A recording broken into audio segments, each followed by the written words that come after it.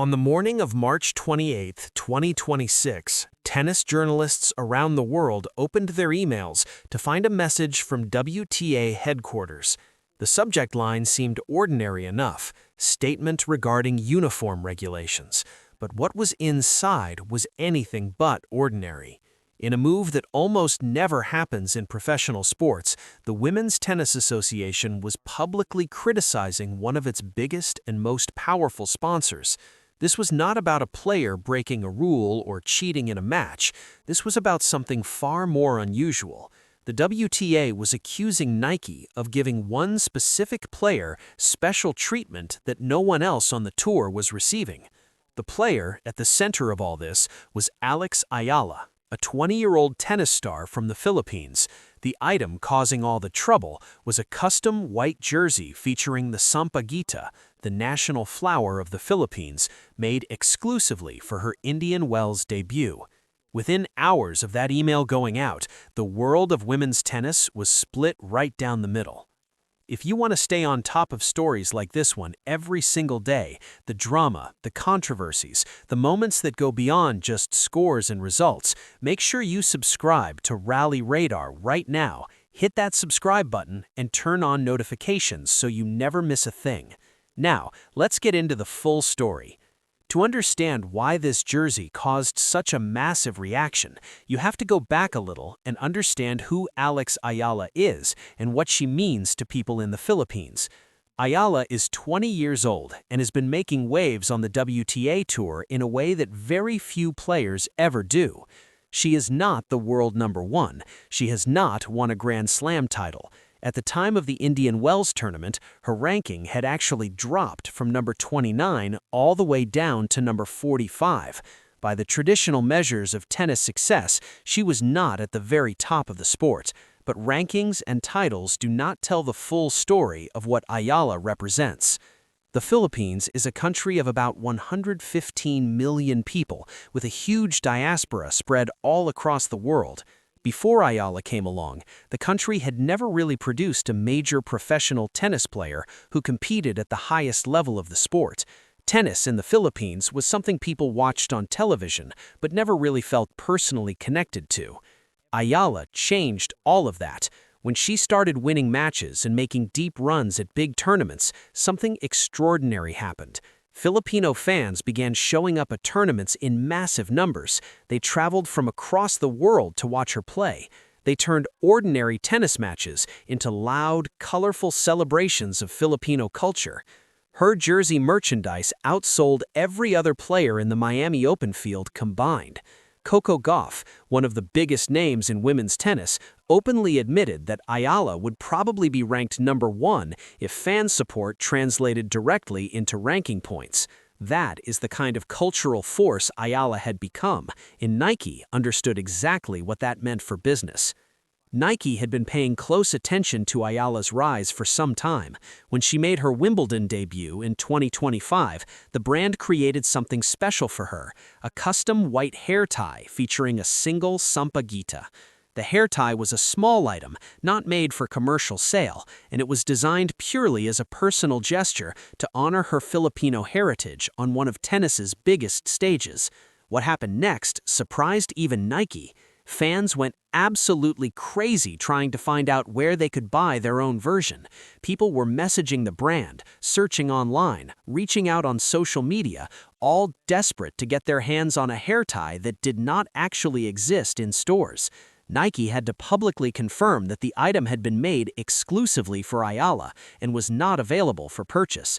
Rather than frustrating fans, this made the item even more desirable. Nike quickly moved to capitalize on the energy. The brand released t-shirts featuring the sampaguita flower alongside the iconic Nike swoosh logo. These shirts became a phenomenon in the Philippines, selling out almost immediately every time they were restocked. The demand was real, it was consistent, and it was growing. In February 2026, Ayala was invited to visit Nike's world headquarters in Oregon, which is one of the most prestigious things the brand does for its top ambassadors. When she walked through the famous tunnel at the facility, her portraits were displayed alongside those of other global Nike ambassadors from across all different sports. One of the portraits carried the caption, "History in Full Bloom." Nike was not just treating Ayala as a sponsored athlete, they were positioning her as a cultural icon, a symbol of something new and powerful happening in global tennis. So when the time came for Ayala to make her main draw debut at the BNP Paribas Open at Indian Wells in 2026, Nike decided to take the next step. They created a custom jersey for her. The jersey was white, clean, and at first glance looked like standard Nike tennis apparel, but when cameras zoomed in during a practice session, people could see the details. Embroidered on the collar was a delicate sampaguita flower, and written alongside it in elegant script were the words "Laban Alex," which is a Filipino phrase of encouragement, meaning "fight Alex." The jersey was not for sale anywhere in the world. It was a one-of-a-kind piece created specifically for this moment, to mark her debut on one of tennis's biggest stages. When images of the jersey began circulating online, the reaction was enormous. Filipino fans were overjoyed. Tennis fans around the world admired the craftsmanship and the sentiment behind it. And inside the WTA locker room, things got complicated very quickly. Some players looked at the jersey and saw it for what Nike said it was, a beautiful tribute to a young athlete's cultural heritage and a celebration of the new audience she had brought to the sport. These players understood that Ayala was not just a tennis player to her fans. She was a symbol of national pride, a pioneer who had opened doors for a country that had never seen itself represented at this level of tennis. They felt that Nike honoring that story was good for the sport overall, that it brought new energy and new eyes to a tour that is always looking to grow its global audience. But other players saw the situation very differently, and their frustration was completely understandable. The numbers were hard to argue with. Aryna Sabalenka, the world #1 for 2 consecutive years and one of the most dominant players the women's game has seen in recent memory, had never received a custom Nike kit.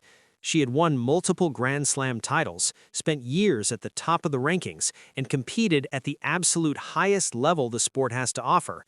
Yet she was still wearing the same off-the-rack Nike apparel as players ranked far below her. Carlos Alcaraz, the ATP world #1 on the men's side, had reportedly been promised a custom logo design by Nike more than 18 months earlier, and that still had not materialized.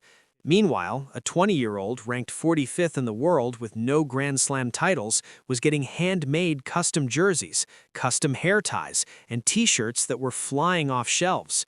One top 20 player, who chose to speak without giving their name, put the frustration into plain words. They said something along the lines of, "I can be world #1 for 2 years, win Grand Slams, dominate this tour, and I get the same standard kit as everyone else, but someone who has never made a quarterfinal gets a custom jersey with their country's national flower? How is that fair?" It was a legitimate question, and one that a lot of people inside the locker room were quietly asking. Emma Raducanu had left Nike for Uniqlo. Jack Draper, Francis Tiafoe, and Taylor Fritz had all moved on to other brands. Some people within tennis began to wonder whether Nike's priorities were shifting in ways that did not fully reward on-court achievement. The WTA organization itself had been monitoring the situation closely. When the images of the custom jersey went public, the association moved relatively quickly. The formal statement they released was carefully worded so as not to cause unnecessary conflict, but the message was impossible to misread. The WTA said it was committed to maintaining fair and consistent standards for all athletes on the tour. It said it had become aware of a uniform that appeared to violate the spirit of its regulations regarding consistent branding across all competitors. It said it was reviewing the matter and would provide further guidance. The statement did not name Nike directly, it did not name Ayala directly, but absolutely everyone in the tennis world knew exactly what and who it was referring to. The timing added another layer to the story. Just days before the jersey controversy exploded, reports had surfaced that Nike had been producing custom t-shirts featuring the sampaguita and the Nike logo for commercial sale, and these shirts had been selling out constantly in the Philippines. Ayala had modeled one of these shirts in a photo shoot for Vogue Philippines magazine. The custom jersey felt like the logical continuation of a pattern that the WTA felt was moving too far in one direction. The association had rules about what players could wear on court. Logos had to be within certain size limits. Branding had to remain consistent across competitors. A player could not, for example, wear a shirt with a political slogan on it. A national flower was a gray area, and the WTA was making it clear that it wanted to draw a firm line before things went any further. Nike responded to the WTA statement within hours. The brand issued a public defense of its decision, saying it was proud to celebrate the heritage and culture of all its athletes. Nike described the sampaguita jersey as a one-of-a-kind tribute to Ayala's journey and her significance to Filipino tennis. The statement said Nike believed that honoring athletes' backgrounds enriches the sport and inspires the next generation. The brand also said it remained committed to working with the WTA to ensure all uniform regulations were respected, while continuing to support its athletes in meaningful ways. It was a well-crafted response that tried to frame the situation in the most positive light possible, but the tension in women's tennis had already been exposed, and it could not simply be put back in the box with a press release. From a pure business perspective, Nike's decision made complete sense. The company had done similar things for other major stars in the past. Naomi Osaka had received custom outfits that honored her Japanese and Haitian heritage. Serena Williams had her own clothing line. Rafael Nadal had his signature bull logo on his gear. Nike had a long tradition of creating special treatments for athletes who carried cultural weight beyond just their sporting achievements. Ayala fit that description in a very specific and powerful way. The Philippine market was enormous, and it was finally paying real attention to tennis in a way it never had before. Nike wanted to be the brand that Filipino fans associated with that moment. Every time Ayala walked onto a court wearing Nike gear with a sampaguita on it, she was telling 115 million people and a massive global diaspora that this brand understood them, valued them, and was investing in their champion. The financial logic was crystal clear, even if the optics inside the locker room were messy. Throughout all of this, Ayala herself remained remarkably calm and focused. Her Indian Wells campaign ended in the fourth round, where she was defeated by Karolina Muchova in a match that continued her winless record against Czech players, extending it to 0 wins and 12 losses. Even in defeat, the cameras stayed on her, and the fans cheered loudly. In the post-match press conference, she was asked directly about the jersey controversy. She handled the question with grace and maturity that was impressive for a 20-year-old navigating this level of public scrutiny. She said she was honored that Nike had wanted to create something special to celebrate her heritage. She said the sampaguita was a symbol of Filipino pride and that it meant a great deal to her to carry that symbol with her on the court. She said it hoped it would inspire young Filipinos to chase their dreams. When pressed on the WTA statement, she declined to comment and said she leaves the business matters to her management team. Her job, she said, simply was to play tennis. That kind of measured response from Ayala highlighted something important about the whole controversy. She had not asked for the jersey. She had not gone to Nike and demanded special treatment. She had simply accepted a gift from her sponsor, worn it to a practice session, and the world had turned it into a debate about fairness, marketing, cultural identity, and the future of tennis sponsorship. She was simultaneously the cause of the controversy and someone who had done nothing wrong. Other players understood this too. Jessica Pegula, who had faced Ayala in the 2025 Miami semifinals and experienced the incredible noise and energy of the Filipino fanbase firsthand, offered a balanced take. She said she thought it was great that Nike was recognizing what Ayala represented, but she also acknowledged that other players had a legitimate reason to feel frustrated. She said the custom treatment should be available to everyone who had earned it. That phrase, everyone who has earned it, sits at the heart of this entire debate. The question the WTA now has to answer, as it reviews its uniform regulations, is what exactly does it mean to earn special treatment from a sponsor? Is it about ranking points, Grand Slam titles, years spent at the top of the game? Or is it about something less easy to measure, the size of your fan base, the cultural significance you carry? The new audiences you bring to a sport that is always trying to grow? Nike's answer to that question is clearly the latter, or at least a combination of both. The brand showed with Ayala that it is willing to invest heavily in an athlete who changes the landscape of the sport in ways that go beyond trophies and rankings. The WTA faces a harder task. It has to create rules that treat all its players fairly, while also acknowledging that the commercial reality of professional tennis means that not every player is going to have the same relationship with their sponsor. That has always been true. Some players have bigger contracts, some players get to be in more advertisements, some players have more say over their kit designs. The custom jersey just made that inequality visible in a way that was hard to look away from. What makes this story so fascinating is that it brings together so many different threads at once. It is about a young athlete from a country that had never had a tennis star before, carrying the hopes and dreams of millions of people with her every time she steps on a court. It is about a global brand making a calculated decision to invest in a market and using sport as its vehicle. It is about the players who have spent years grinding toward the top of their sport and wondering whether the rewards are distributed fairly. And it is about an organization trying to manage all of these competing interests while keeping the sport together. Ayala's ranking dropped further after Indian Wells. The road ahead on the clay season is long, and the Czech curse, as fans have taken to calling it, remained intact. But the numbers on a ranking chart do not capture what she has already done for tennis.